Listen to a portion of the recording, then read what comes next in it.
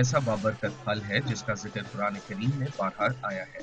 انبیاء اور صالحین کی پسندیدہ غذا بھی رہی ہے۔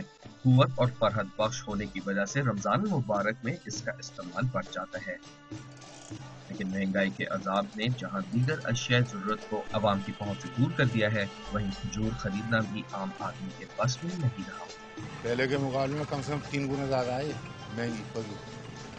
کیا وجہ ہے؟ پہلے 80 روپے مل جاتی تھی، 60 روپے مل جاتی تھی، 70 روپے مل جاتی ہے۔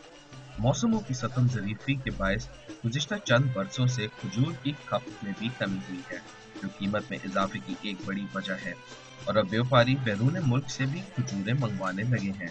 اس کا ایک تو ریٹ بہت زیادہ ہپ ہو گیا ہے، تو اب یہ کہ عام دنوں کی نسبت ان سیزن کے اندر جو ہے نا اس کی ریٹ میں کافی فرق آ جاتا ہے۔ نہیں ہے مارکیٹ، بالکل نہیں ہے خریداری۔ وجہ یہ ایک تو حالات کی وجہ سے، دوسری مہنگائی کی وجہ سے۔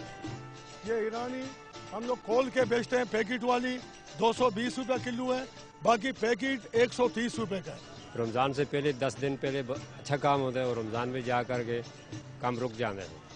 کھجور میں غذائیت کے ساتھ ساتھ جسمانی ضرورت کے تمام عناصر موجود ہیں۔